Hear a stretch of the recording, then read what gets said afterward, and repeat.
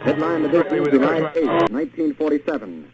The Army Air Forces has announced that a flying disc has been found and is now in the possession of the Army. Army officers say the missile found...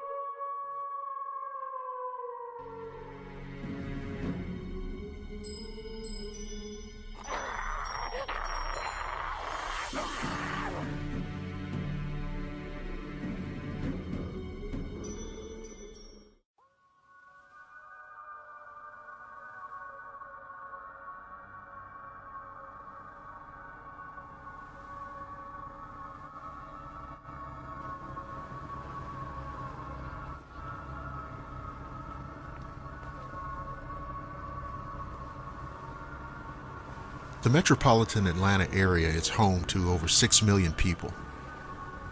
But these are by no means the city's only residents. Atlanta is also the home of innumerable phantoms, demons, haunts, specters, and even vampires. So come with me now on an exploration of haunted Atlanta. One of the most haunted places in Atlanta is the Thornton House. Built in 1784, this historical landmark can attribute much of its paranormal activity to the ghost of a preteen girl. Many witnesses experience cold spots and have actually seen her on the staircase. According to the staff, she causes strange gusts and extinguishes candles. According to the book Ghosts of Atlanta, Phantoms of the Phoenix City, she's the jealous type. Anytime a teen girl is in the house, she pulls the poor girl's hair. The Ellis Hotel had a massive fire destroy its halls in 1946, claiming the lives of 119 people. The hotel didn't have any fire doors, fire alarms, or sprinklers. The firemen's ladders only reached the 8th floor, and the safety nets couldn't withstand the force of jumpers from over 70 feet. Many died trying to escape from the flames by jumping from the windows, while others were burned alive. The bodies of those who jumped from the higher floors were scattered along the sidewalks and in the back alley. The Atlanta Fire Department fought the flames for 2.5 hours. This tragedy is what led to many changes in building codes and fire safety ordinances. The staff and a remarkable number of visitors have all reported hearing the heartbreaking cries and wails of women and children throughout the hotel. Many have even seen full-bodied apparitions.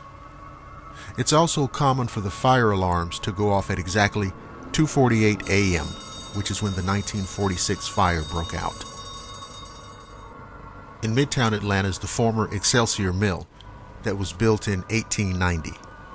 During its operation, many accidents occurred, and one even led to death.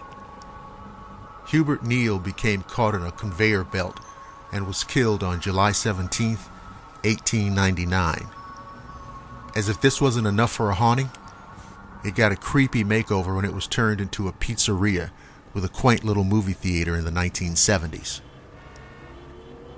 Then in 1988, the place was turned into Masquerade, a nightclub and concert venue which apparently has attracted the likes of vampires.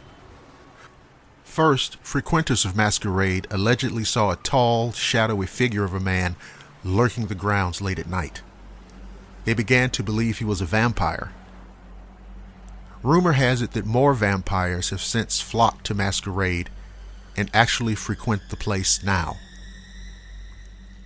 Atlanta's Georgia Aquarium exhibits hundreds of species and thousands of animals across the 7 major galleries, all of which reside in more than 11 million gallons of water. Once the Georgia Aquarium began housing artifacts from the Titanic in 2008, reports of paranormal activity started pouring in. People were being touched, hearing voices, becoming overcome with intense emotions, and seeing shadowy figures dart by. One Georgia Aquarium volunteer who wished to remain anonymous said, "I could feel a hand moving over my head and through my hair." The ghosts became so active that Sci-Fi Channel's Ghost Hunters came to investigate. They reportedly experienced cold spots, witnessed a shadowy figure, and picked up a voice saying, "No, Please wait. In the Iceberg Room. The Roswell, Georgia paranormal team came in for a 2-day investigation as well. They too witnessed the same shadowy figures, and so many others have reported that they also captured recordings of ethereal voices. The famous Fox Theater opened on Christmas Day in 1929, and myths have molded themselves around it ever since. Everything from claims of breakfast cereal being in the plaster to allegations of stolen treasure hiding in its catacombs have been topics of speculation for locals.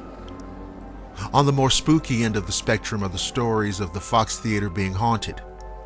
People have claimed to see shadowy figures inside the theater and the face of a Confederate soldier looking out from the windows.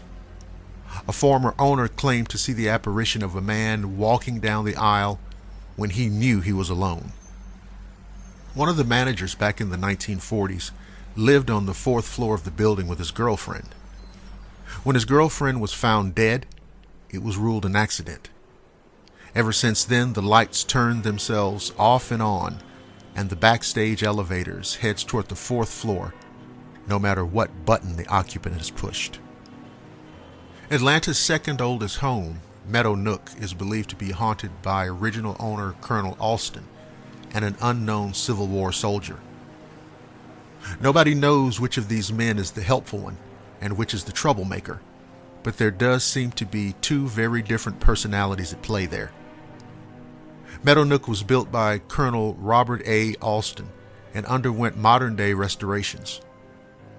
Current owners have claimed a spirit has taken to breaking their dishes and rearranging their family photos or placing them face down. Their son is scared to sleep in the upstairs bedroom because he would wake up to what felt like someone sitting on his chest and pinning him down. The wife claims that one time she was searching for olives in the kitchen and was about to call her husband to pick up some when a cabinet opened by itself and a can of olives rolled out. She said, "It gives me chill bumps now. I just about died." Atlanta's oldest and largest final resting place is the Oakland Cemetery. Dating back to 1850, the grounds hold some 70,000 internments, 3,000 of which belong to unknown soldiers. 27 Atlanta mayors are buried there, along with the Gone with the Wind author Margaret Mitchell. Much of the paranormal activity seems to be centralized to the section of the Confederate soldiers. Full-bodied apparitions of troops have been seen, and one witness was startled by the image of a soldier hanging from one of the trees. A disembodied voice reading a roll call of the Confederate dead has been heard by a few people. Sometimes a muffled "present" can be heard in response. The Beverly Hills Inn in Atlanta may not be the most hospitable in town. This was once a home for elderly women, and is believed that at least 3 of them still call it home. The spirits are not shy about putting rude guests in their place. They're prone to throwing glasses at guests and creepily growling at people to get out. There have also been numerous reports of orbs, strange fogs, and apparitions appearing inside the guest rooms, especially on the 3rd floor. The entire region surrounding Kennesaw Mountain is riddled with residual energy from the Civil War. In fact, it's considered the most actively haunted area of the entire metro region. One witness was driving through the park with his son when they spotted a ghostly rider in front of them. The spirit was clearly that of a Union Army cavalry officer and was heading right for them. The anonymous driver recalled in an interview, "I quickly locked down my brakes as the horse proceeded to come right in front of us." He went on to describe how the rider simply went straight through a fence and faded away.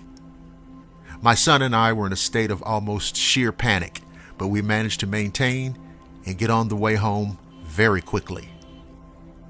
Paranormal activity also plagues the Shakespeare Tavern Playhouse. Things like unexplained light anomalies, shadowy figures, and disembodied voices occur often. There are at least 3 different apparitions seen regularly: a young boy in a blue velvet suit, an older man, and a woman dressed in Elizabethan clothing. The man apparently just wanders the halls, but the woman likes to rearrange things in the dressing rooms and switch props around to cause confusion. Other supernatural activities include doors closing, muffled voices, and cold spots.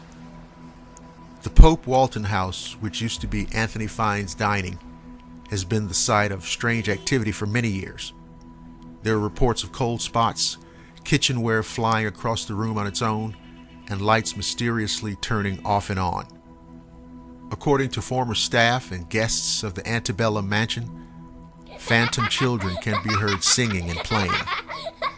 Also, an apparition of a woman has been seen on numerous occasions. Rhodes Hall, or the Castle on Peachtree, was built back in 1904 by Amos Rhodes. It's said that Rhodes' spirit, along with his wife, still linger there. Amanda Rhodes can be heard walking in the halls and is known to mess with the lights. Several people have seen a tall man they believe is Amos himself. Others have reported hearing the sounds of children laughing throughout the house, and some have even seen them appear and disappear. Supposedly, a malevolent presence lurks in the basement. Those who have seen it describe it as a dark figure with evil radiating from it. In Lawrenceville, the ghost of a man wrongfully put to death is still heard singing to the love he left behind. What we know of this story comes from Judge Richard D. Wynn, who confessed to his part in the tragedy some 40 years after it happened. Wynn's 1883 article in the Gwinnett Herald begins by describing Colonel James Austin as a drunk who was wanting in humanity for partaking in slave trading. One night in 1848, Austin burst into his kitchen to find a married slave couple, Ellick and Betsy. Austin grabbed Betsy, but Ellick fought back, tearing Austin off his wife. Enraged that a slave would have the audacity to contradict his intentions, Austin chased the slave while wildly swinging a sword. Ellick scrambled into a cabin loft. Cornered and fearing for his life, Ellick fatally stabbed his master 9 times in self-defense. As Austin lay dead before him, Ellick chose not to run. He went straight to the courthouse to explain the unfortunate death of Colonel James Austin. But instead of being rewarded for his honesty, Judge Wynn sentenced Ellick to hang. Writing almost 4 decades later, Wynn questioned whether Ellick's punishment fit his crime, asking, if he'd been a free man, if he'd been a white man, would it not have been classified as justifiable homicide? Today you will find indentations in the back of one cell where Ellick tried to carve his way to freedom. Thank you for listening to the Shadowland radio show. If you're listening on the Blackwater Media YouTube channel, don't forget to like, subscribe, and share. You can also listen at blackwatermedia.net and the Blackwater Media Facebook page. I'm Dr. William Lester, and I promise to see each and every one of you again on the flip side.